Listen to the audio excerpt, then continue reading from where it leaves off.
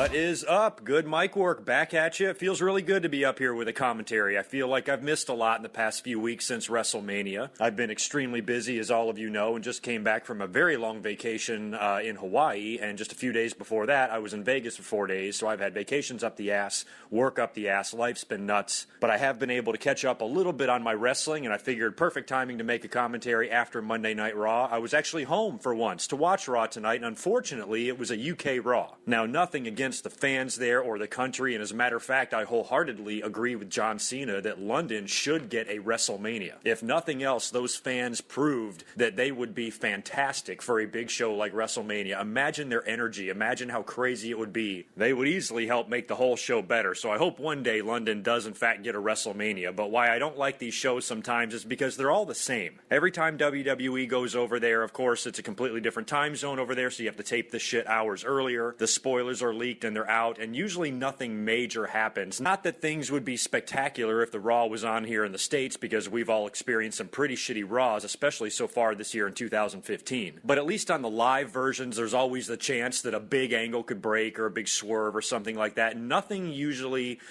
earth-shattering generally will ever happen on these UK Raws. They're usually just basic shows. But one thing I do always enjoy about these UK Raws is we tend to get really good in-ring matches, and tonight's were pretty good, and I remember some other shows from London that had really good wrestling. So it's a trade-off, but all in all, I would have preferred just to be home for a regular live Raw. But anyway, I'm going to skim through just a little bit of the UK Raw. We all saw it. The spoilers were leaked hours earlier, so some of you might not have even watched the show. I got a chance to watch most of it, and I got a pretty good idea of what we're looking at going into Extreme Rules now, and that's basically what we're going to talk about. Monday Night Raw, the card for Extreme Rules, any current storylines and angles, as well as a couple of other subjects like John Cena's appearance on Chris Jericho's podcast on the WWE Network, as well as AJ Lee retiring, and I even put a Facebook post up earlier in the day asking all of you, what should I touch on? Any other subjects you'd like me to mention? And I took a couple of those ideas as well. So hopefully this will be a nice, long, relatively thorough commentary, but it's still going to be pretty casual. I'm kind of going back to my roots, which incidentally, speaking of my roots, just a couple of days ago, April 11th, marked my 5-year anniversary of doing commentaries, and I apologize for being too busy. I would have put up a video about that. I think I put one up for my 3-year and my 4-year anniversary. I was just too busy to put anything up, but I do want to extend a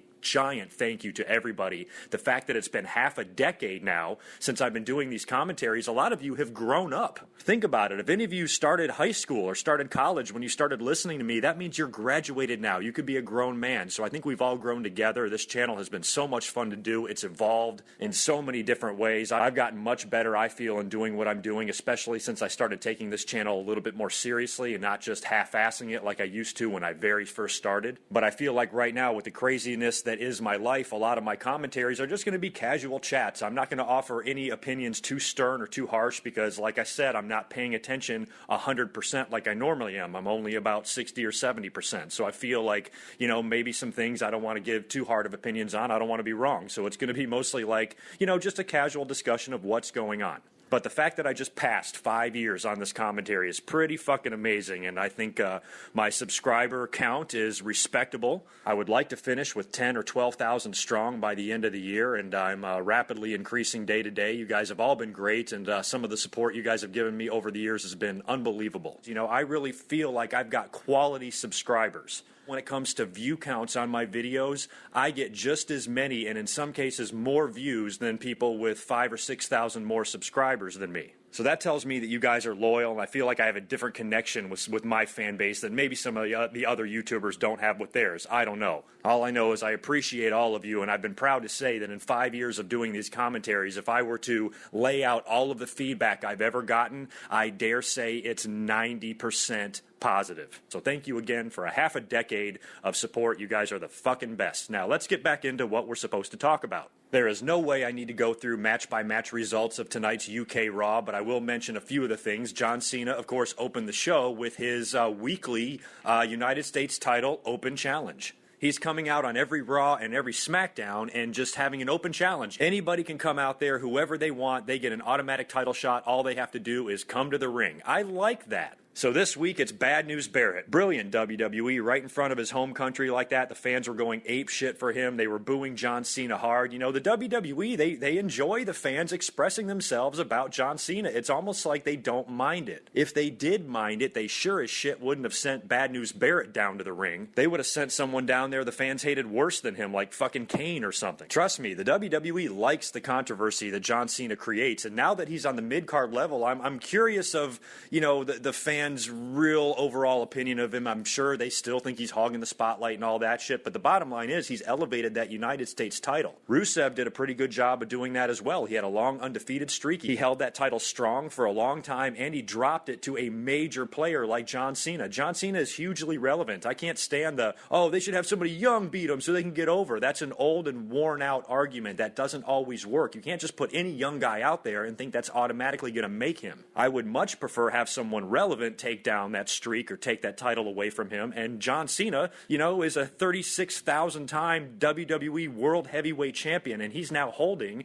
the United States title on the mid-card level. That is nothing but good for the United States title. Daniel Bryan on the Intercontinental title side of things, same thing. You know, they want to keep Daniel Bryan up there and relevant, and why not use him in the same way they're using John Cena? Neither one of these guys right now are positioned to be in the world title feud. Nobody wants John Cena anywhere near that belt, and I think the WWE, I don't know what they're doing with Daniel Bryan taking their time, but the big run and the big push and the big chance he had at WrestleMania 30 seems to be gone after his injury and now that he's back. But they're still keeping him up there. He's still semi-main event. He's got the Intercontinental title just like John Cena has the U.S. title. As far as John Cena's current angle, it's a guy coming out there. This is something Kurt Angle would have done, or I think he did do. Bret Hart kind of did the same thing. I mean, they were fighting fucking champions. They came out there and says, hey, I'm the champion. I have to defend this belt. And Cena's like, come on, anybody who wants to come down and take this from me, give it a shot. That's admirable to a degree. And as far as John Cena's U.S. title reign, I don't know how long it's going to last. Now, I can't see John Cena keeping up this pace for 6 or 7 months. Eventually, if he's going to defend that title every week on TV, he's going to have to drop it relatively soon. Otherwise, of course, what's going to happen? Super Cena is going to be born again, and he's going to get out of every single fucking jam, and he's going to win every single one of these open challenges. The guy has no clue who his opponent is going to be, and nobody's ever going to catch him off guard, and he's going to win every time. If that keeps happening, yes, I agree, that'll probably get old. And if they do in fact decide to bring back some fucking spinner belt, that means the WWE is going to want to sell some of those things, which means they're probably going to want to keep the belt on John Cena a little bit longer than Extreme Rules. Which, you know what that means. People are going to freak out that Rusev is going to lose again, but if that does indeed in fact happen and John Cena does win the rubber match with Rusev at Extreme Rules, I still don't think it's a career killer. I think just like Bray Wyatt last year, Rusev got great experience working with a top guy like Cena, who's been in the ring with guys like The Rock and The Undertaker and Shawn Michaels and Triple H. Don't forget, he's a 12 or 13 year pro now. John Cena has been in some big match situations, and just being in there with a guy like Cena and working a lengthy program with him on these big pay-per-view shows, including WrestleMania, that only does good things for a guy's experience. And he's automatically thought of as a pretty major player, considering the fact that they're putting him in all these matches on these big shows with this big player in John Cena. People lost their shit last year when Bray Wyatt lost to John Cena. Here he is and feuds with The Undertaker, still to this day, still relevant, doing great work, kicking ass. He had a promo tonight on Raw, which I'll talk about in a minute. But as far as Cena and Rusev goes, I just don't see anything wrong with this feud at all. I think it's been good, it's been hard-hitting, it's been brutal. There's only been a couple of things about it that I didn't like, and now they've got an Extreme Rules match, which will be a chain match, by the way, because after John Cena got done beating Bad News Barrett, Rusev came out and attacked him with a chain, and it's going to be like a Russian chain match. So anyway, a chain is involved. I don't know, since they're bringing back the spinner belt, if maybe John Cena will bring back his chain and the padlock around his neck or some shit. Especially if it's Extreme Rules and it's a really heated feud and a violent feud as this one has been. Maybe John Cena's got to return to his roots and his harder side and his darker side to take down Rusev. Now, if that happened, I wouldn't mind a John Cena victory.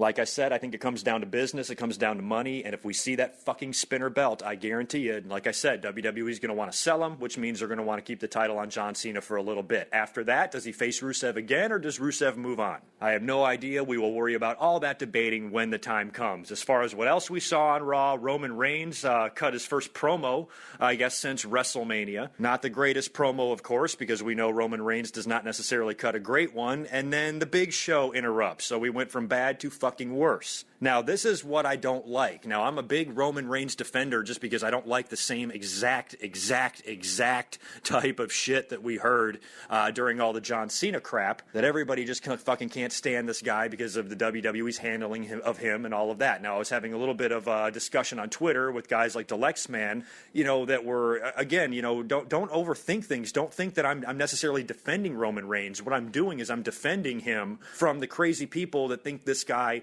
sucks and doesn't deserve where he's at. Don't forget, everybody loved him in the Shield. The problem is the fans just don't like it when the WWE makes these decisions, and that's what his point was saying, hey, the fans aren't mad at Roman Reigns, they're mad at the WWE's handling of him. Yes, that's the truth for rational fans like you, like me, like a few others. For other people, that's fucking bullshit because they will attack this guy's character, they will insult him. Look at John Cena, look at what they've done to him. The same is true for him. I've been saying since the day I started doing these commentaries 5 years ago that the anger is directed in the wrong place. Don't start tearing Cena down that he can't do this and he can't do that and pointing out all of his flaws and never talking about one positive thing about him, only the negative, just to vent your frustration about the WWE's booking of him. That's fucking stupid. The people that hate John Cena claim that he's fucking selfish and he's a douchebag and he doesn't give a shit about anybody. I mean, they come up with the most asinine things to tear down the man's character when it has nothing to do with that. The man worked hard, was given an opportunity. What's he supposed to do? Say no? No, if you're given an opportunity, you're going to fucking run with it. And Roman Reigns is the same way. He was given an opportunity. Just look at the fucking guy. He's given the exact same opportunities as The Rock was.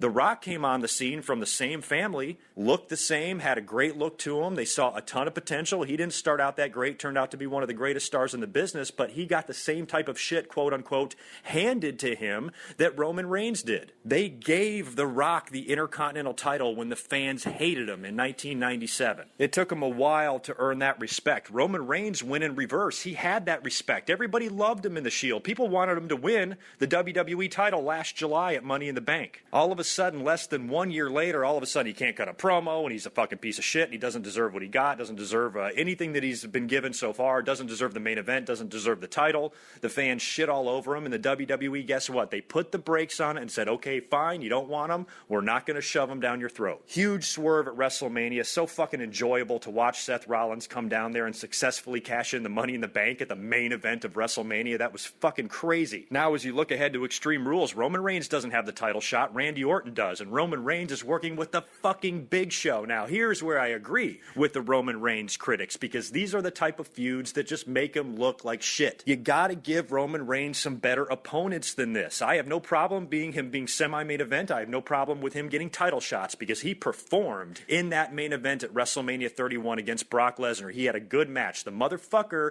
is athletic. He's fucking Sika's son. Give the guy a little bit of due. He's not some black sheep piece of shit turd member of the family that's just hand-fed an opportunity like David Sammartino or David Flair. This guy is actually good. He looks like a zillion bucks and he's athletic. He's flying over top ropes. He's got everything except the promo skills. He's really got to work on that, and I truly, honestly hope he gets better. I also don't like some of his moves because I think the WWE is making him animated like John Cena with the Superman punch and all the silly growls and the chest beating during the match. Never been a fan of all of that setup shit. It always drives me nuts, but the guy is athletic and he's big and he's young and he's strong, and I just don't understand the logic sometimes. We just scream, push new stars, push new stars, push new stars. Here you go. Here's a new one. Oh, wait, never mind. Not that one. We want Cesaro instead. Fuck me. Fine, they'll give you Cesaro. You know what? You'll have a problem with him too, and you'll fucking tear him down. Is it in-ring work, or is it your character, or is it how you're booked? Which one to you is most important? I've always believed it's really a combination of everything. People have to have a little bit of skill in every department. And sometimes you're lucky enough to get guys like The Rock, or Stone Cold Steve Austin, or Shawn Michaels that are good at everything. Roman Reigns, we can all agree, is not good at everything, but I think that the WWE deserves just a shred of credit for at least not doing what we thought they were going to do. 2 years in a row now, they actually did listen to the fans. Batista, I'll tell you what, he was going to win that fucking belt at WrestleMania 30, and the WWE was like, oh, we better not do that. Same thing this year. And I think there's an argument to be made that it's unfair to Roman Reigns, because if it weren't for the fans acting like jackoffs, he might be WWE champion right now, but he's keeping his head up, and he's still working hard, and he understands that the fans at the end of the day call the shots, and they fucking called this one. They said, no, absolutely fucking not. We do not want him as our WWE champion. So guess what? He's not. Maybe there is a hope for the WWE to not John Cena somebody else, because, you know, what they did with him, this is something from the fans the WWE would have ignored when John Cena is champion. We said, no, we don't want him. They gave him to us anyway. So they're not ready to make Roman Reigns that guy, which I think is a positive thing. You know, they're not just, you know, putting all their eggs in one basket and says, we're pushing this guy whether the fans like him or not. They're actually listening for once. And not to say, don't mistake that for me, you know, thinking WWE has their shit together, because I know they don't. We got a great WrestleMania, better than expected. But everything else, you know, the Raws following that, leading up to Extreme Rules, now the build for WrestleMania, everything else, it's not really been setting the world on fire. Things have not been that great. We've had a whole lot of stale shit on Monday Night Raw, you know, Kane and Big Show and all this fucking shit. So there are definitely problems there. Now, where they are not doing Roman Reigns any favors, and this is where, again, I agree with the critics, is that this fucking feud with the Big Show is retarded. I'm holding out hope for one possibility. I'm holding out hope that maybe this feud with the Big Show is a decoy, because I just mentioned that Roman Reigns needs better opponents. I want guys that he can go in there and have a great, dramatic, fun match with, where at the end of the day, the fans are a little bit appreciative of the in-ring work the way I was of him at WrestleMania 31. So what I'm hoping is that Bray Wyatt has been running his mouth, I guess, in the last couple of weeks in these spooky-ass promos where, again, we're supposed to guess who he's talking about. He's calling someone else out for his next feud. I honestly have no idea who it would be. I have not really listened to the promos. I think I was busy tweeting or doing something when he was talking. So I have no clue who it's going to be. I just kind of want to know, and I don't know if it's going to be a Extreme Rules match or if it's going to be something down the line. So what I'm hoping is maybe Big Show and Roman Reigns have their Extreme Rules match, and Bray Wyatt interferes, and Big Show wins. And Bray Wyatt does something really fucked up to Roman Reigns or something like that to kickstart their feud, and they can work all summer long. Now, on one hand, I have no idea why Bray Wyatt and Roman Reigns would work together. I don't know how they would explain the storyline, but when I think in my head of Roman Reigns needing better opponents, I wouldn't mind Roman Reigns and Bray Wyatt matches. It would be a hell of a lot better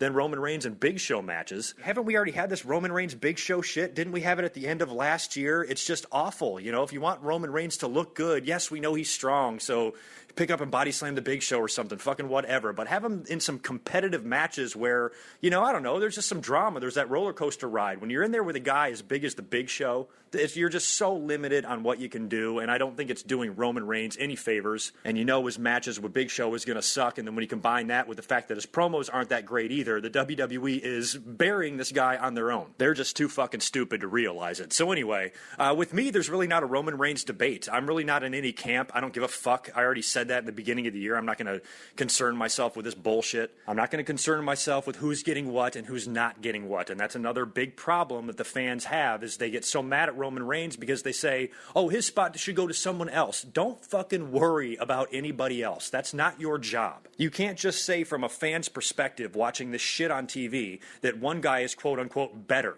Yes, he might be better physically in the ring to you from what you see on television, but you don't know what the fuck's going on backstage. You don't know whether management likes him, whether they don't. You don't know how hard this guy works behind the scenes, if he's really that hard of a worker, if he's lazy, is he a video game guy, or is he someone out there, you know, watching every match, talking to the agents, first one to get there, last one to leave type of shit like you always hear about John Cena. And a lot of times it's not even the guy's fault. Sometimes WWE management just doesn't like you, and that's what it seems like the case is with Cesaro. But again, just like Roman Reigns, he doesn't have the mic skills either. I think both guys with some experience and given some better material to work with can easily cut a good promo if they wanted to. But really, right now, neither one of their promos are any good. So why don't people hate Cesaro? It all boils down to too many personal feelings. I think people take this a lot more seriously than I do, and I'm much better at grading and judging a situation objectively because, like I've always said, at the end of the day, I don't care. If John Cena wins 25 world titles, guess what? I don't care. If Adam Rose wins 25 world titles, I don't care. Yes, there are going to be parts of every show and every pay-per-view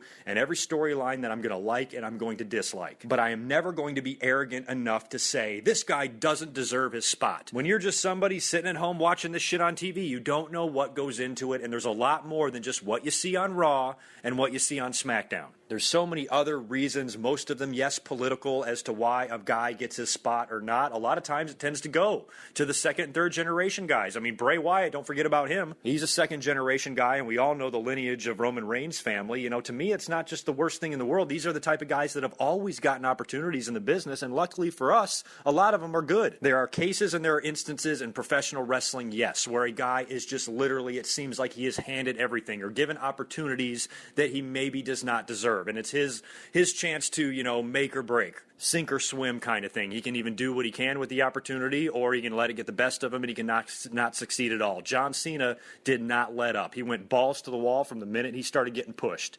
He's a goddamn freak in nature, never stops working out, has always looked the exact same, which is something he talked about in the Jericho podcast, and he's right. He heals from injuries in half the time that mortal men do, and he's just a fucking freak in nature, and he works crazy. From a backstage, hardworking, mentoring aspect of things for a WWE locker room, he's the exact guy that you'd fucking want to push. So the bottom line is why guys like John Cena and Roman Reigns get so much hate from the fans is because the WWE books them in fucked up ways. Yes, that's true. I think that there is an audience and a group of fans that really truly feel that way, and their anger is more directed at the WWE, like myself and some of you. Some of the others take it a little bit too far. They take it way too personally, and they start automatically thinking that all of a sudden this guy is some douchebag piece of shit, lazy cocksucker that doesn't deserve the opportunities that he's been afforded. And I think there's a line there, you know, between crossing over, and that's when the wrestling fan comes in, because at the same time of trying to be objective and trying to think about what's best for the product, you're also thinking about what's best for yourself and who you like to see and who your favorites are. With me, I'm in a good position. I don't give a fuck who wins and loses, but a lot of you do.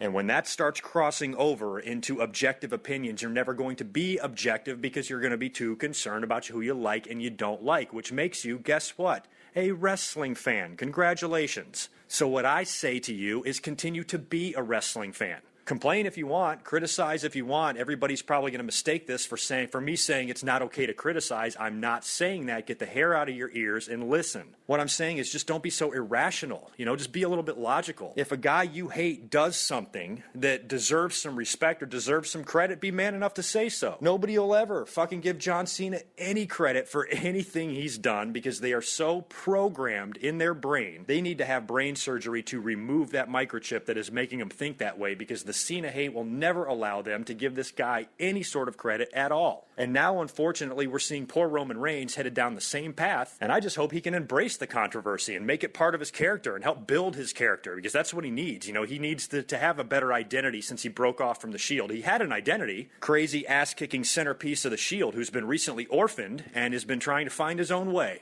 Kind of like a puppy. The Shield breakup is less than a year ago, and Roman Reigns was on the shelf for 3 or 4 months after the hernia operation. So it's not like the guy has had a ton of time to really develop his character, and that's on the WWE too. They got to fucking get him in some better situations, and the shit with the Big Show could also be a one and done. Maybe he just beats the Big Show, and then after Rollins, I'm expecting is going to dispose of Randy Orton. Then Rollins and Reigns can have their title matches, because you know that's going to happen as well. So hopefully one way or the other, we will not see the Big Show versus Roman Reigns any further past Extreme Rules. All right, now that the delightful subjects of John Cena and Roman Reigns are done, we can talk about what else we saw on Raw. The only other big segment, like I said, we saw the Bray Wyatt promo. He's talking about somebody. I said I would like for it to be Roman Reigns, but other than him, I don't know. Who do you guys think it could be? Whatever it is, I just hope it's good. You know, Bray Wyatt does great things, and he's about to start, obviously, a new program, and it's probably going to last a couple of pay-per-views, so whoever it's with, choose wisely, WWE. Choose wisely. Oh, I want to mention the Divas match as well, because I have not really been paying much attention to Naomi.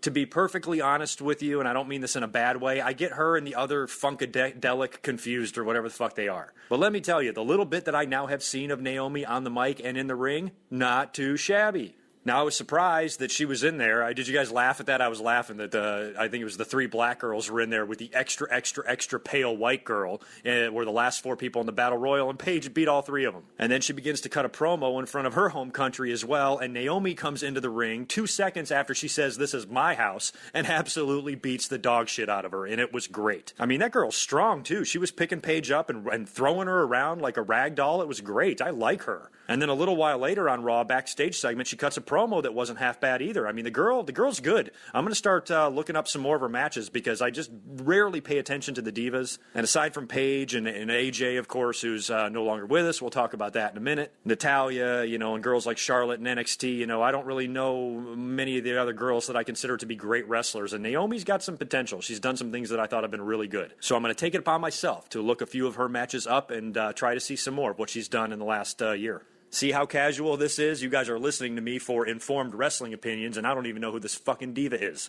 Why does anybody listen to me? I have no idea. Anyway, final thing I'm going to talk about on Raw is, of course, the main event segment. Randy Orton and Seth Rollins, who are going to be meeting at Extreme Rules. Now, I have not seen the last couple of Raws, but I do know there was a match or something that determined that Randy Orton would be the number one contender. He would get the match at Extreme Rules, not Roman Reigns. And again, I know people don't like Randy Orton either because he's pushed all the time or whatever, but he and Seth can have a good match, and I'm fine with this. I have no problem with it at all. It's what the storyline calls for. It's not like Randy Orton was just thrown in there to face Seth Rollins. They actually are in a program together, so he's the right fit. Now, what I don't like about this is the stipulations are lame. Now, what we saw on tonight's London Raw is each guy had a match. Each guy won their match.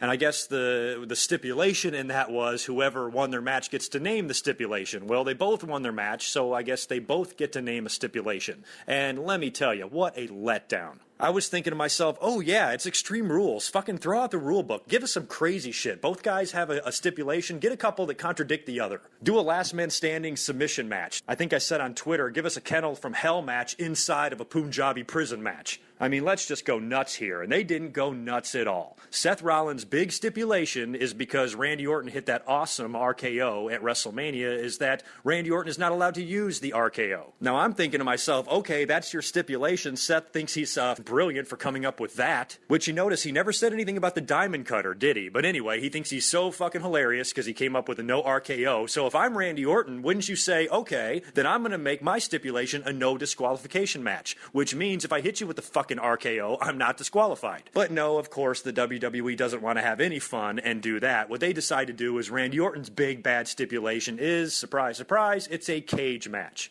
Okay, fine, I'm an old school guy. I'm never going to complain about a cage match because they've been around forever and they're always a great blow-off type of match, or at least that's what they used to be. But now with things like Hell in the Cells and Elimination Chambers and all the other crazy fucking matches they've done throughout the last 30 years, cage matches don't mean as much anymore. And sometimes it even limits the work in the ring. I mean, these guys are good athletic guys. I would have no problem at all just seeing a match, or at least a match where it's no disqualification, last man standing, where they can get on the outside of the ring and, just have more to work with. They're confined to this cage now, and Randy Orton cannot use the RKO. So I don't know. I just thought if there was going to be two stipulations and it was going to be at Extreme Rules, and some Extreme Rules pay-per-views in recent years have been very, very good, I thought the WWE could really do something fun. But they kind of took the lame way out. Obviously, there's a lot that can happen in this match. I'm sure these guys will find a way to have a great match and come up with a great finish. And at the end of the day, of course, I expect Rollins to keep the WWE title. They gave Randy Orton the victory at WrestleMania. Seth's the new champion now, and Randy's got to put him over. That's the way it's going to go. Now, as far as what else I wanted to talk about, like I said, I mentioned a Facebook post as well that I did earlier today, and just to see what you guys wanted me to say. And I got a few suggestions,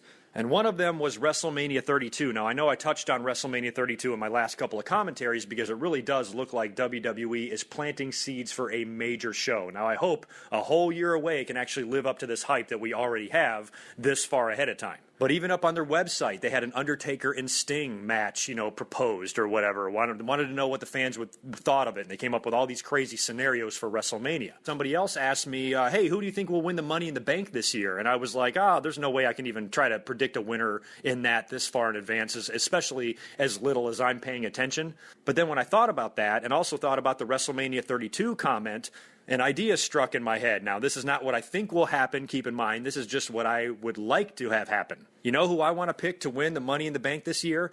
Dean fucking Ambrose. First of all, the guy hasn't won any pay-per-view matches at all, it doesn't seem like. And I think it would be really cool when you combine that with the fact that we've heard a few rumors for WrestleMania 32. Not only have we heard Undertaker and Sting, Ronda Rousey and Stephanie McMahon, The Rock and Triple H, but we've also heard of the possibilities of a Shield three-way match for the WWE title. Now, think about that. If Dean Ambrose was in fact to win the Money in the Bank, he could cash in on Seth Rollins somewhere near the end of 2015 or maybe even early 2016. Maybe even Seth Rollins can win it back from him. Maybe they can have a feud for it. Maybe Dean Ambrose can cash in successfully, win the belt from Seth. They feud for a little while. Seth eventually wins it back, let's say, at the Royal Rumble. And then let's say Roman Reigns, whether he wins the Royal Rumble or not, I have no idea.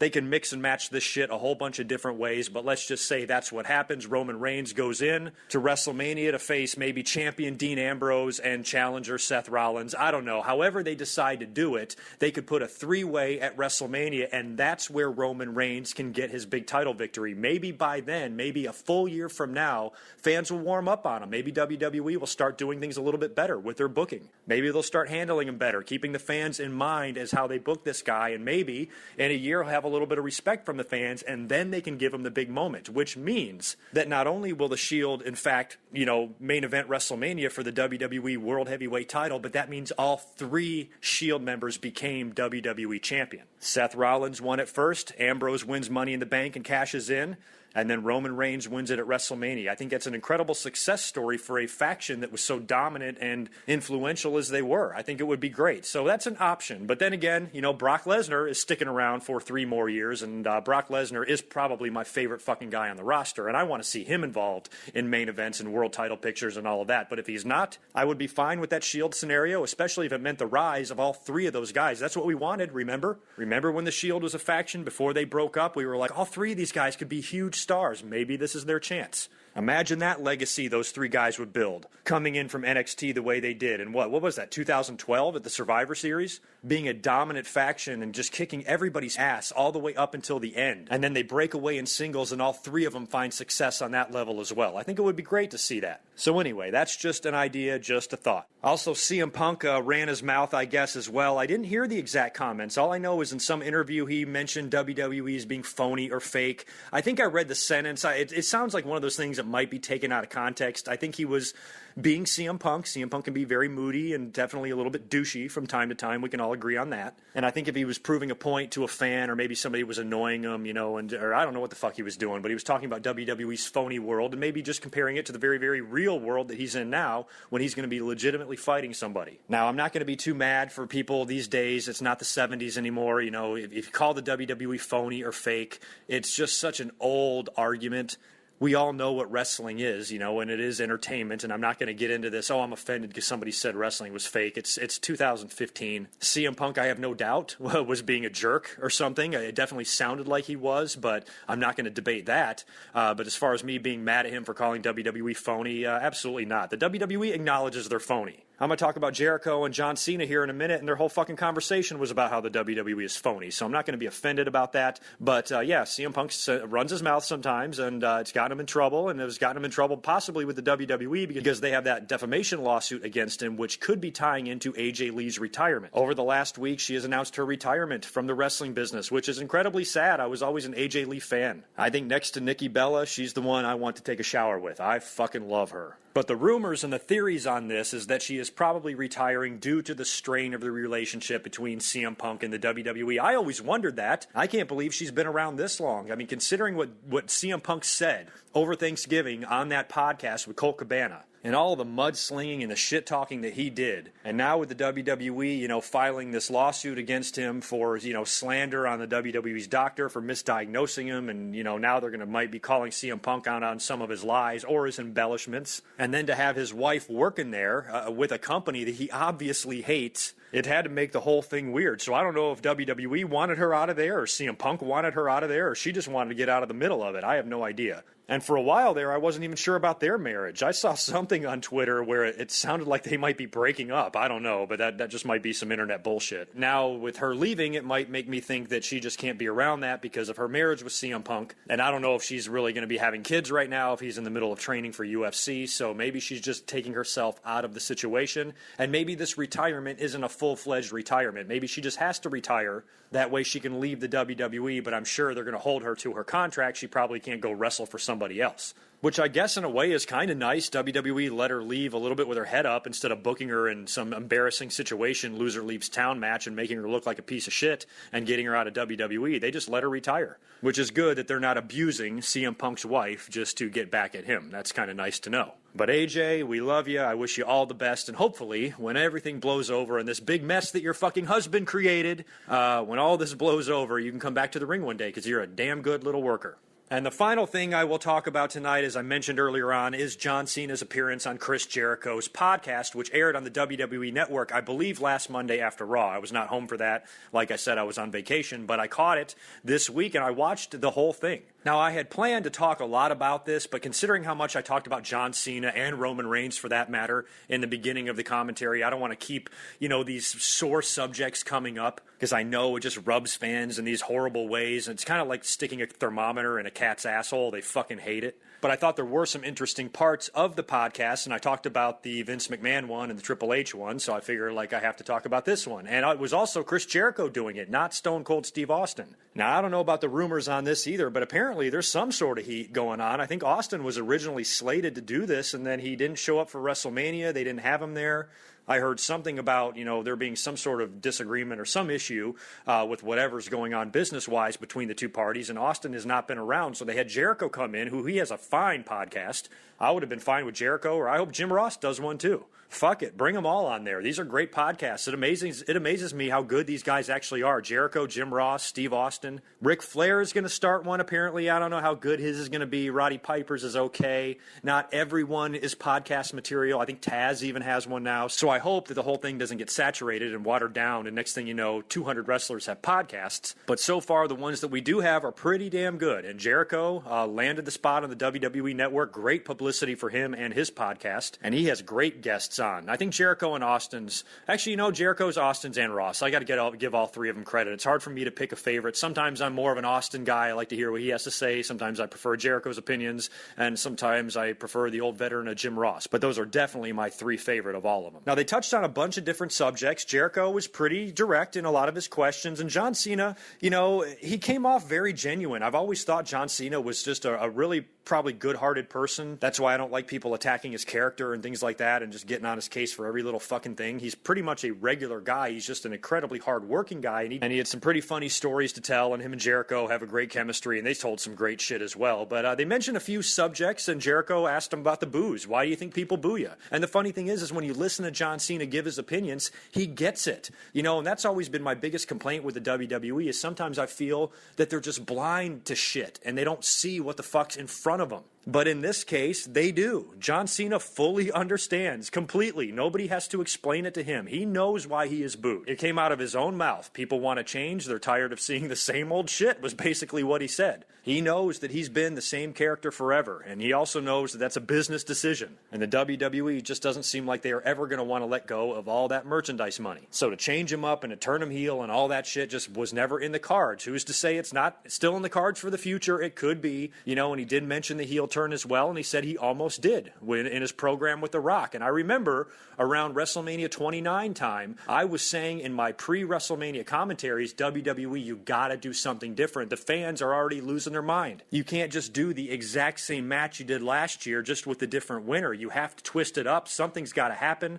We need a swerve. We need a heel turn. We need something. And they didn't fucking do it. But John Cena said they thought about it. He even went as far as to, create some heel merchandise or write some new music for him to come to the ring to or something. So they were definitely at least thinking about it, but they never fucking did it. And to me, it was one of the big reasons why that WrestleMania failed so badly is because they just didn't surprise us. It's a far cry from our previous two WrestleManias of 30 and 31, especially when it comes to the main events. They have more than made up for that shitty WrestleMania 29 main event, that's for sure. But they could have done a lot more that year, and John Cena said that was the year, I think, that it was going to go down. He talked about Roman Reigns as well, how he's kind of in the same boat, and no matter who it is now, they're going to be facing this wrath from the fans because it doesn't matter. It's almost as if you can't have another Austin or another Rock because it's a completely different era, and what got those guys over will not get anybody over anymore, plus the business isn't even run the same, so you cannot apply anything to that. And then it's a generational thing, too. The fans that are growing up watching wrestling now, or the 18 to 34-year-olds that are watching wrestling now, and all the young wrestlers on the roster currently in WWE, They grew up watching the Austins and the Shawn Michaels and the Rocks. Where Austin and Shawn Michaels and The Rock grew up watching the Von Erichs and the Harley Races and the Luthez and the Ric Flairs and Brunos and people like that. So it changes so drastically from generation to generation that your frame of reference and your perspective on everything is completely different based on what type of wrestling fan you are. And nowadays, every guy that gets on top is faced with these crazy fans. Fans think completely differently than they used to. I would never fucking care about how a guy was booked in 1986. I didn't give a shit. And I was old enough to give a shit. I just didn't. And now it's like everything is dissected and the business is so exposed, no guy can bring out that realism anymore. There's going to be some popular guys. There's going to be some guys to get over and become big stars, don't get me wrong.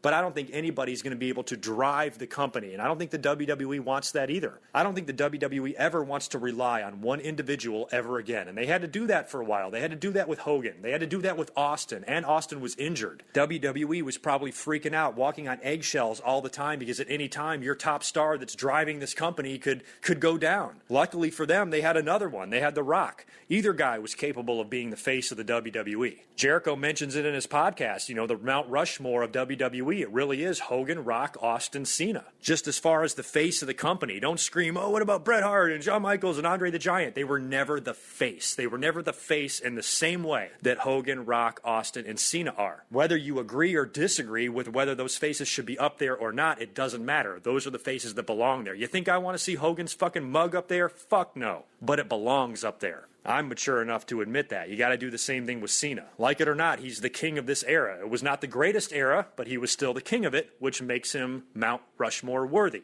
And to find that next guy, you're never going to have that again. John Cena, in order to make him who he was, the WWE literally had to shove him down the fans' throats or up the fans' asses. They were going to make him no matter what. So if you ask me, we might be done with that era of finding the next big face of the WWE. Now I think the WWE is just an overall attraction. I think that's the point that John Cena was trying to get across. I've made the same point every year around WrestleMania time that it doesn't matter who's in the main event. The show sells out the day that tickets go on sale. People are coming to see the WWE, the overall show of the WWE, and that includes all the wrestlers on the roster. They're there to watch the opening match, the mid-card shit, and the main event. It's a show. And I think that's the era that we're in now. And now when you combine that with the fans being smart to all this shit now, they just reject anything that the WWE wants to do. They want new guys, they want new stars, but they want them on their terms only. John Cena brought up the same points in the podcast. He goes, they scream for new stars, somebody else than John Cena. And then the WWE gives them that, and then they take a crap all over it. They're literally never happy.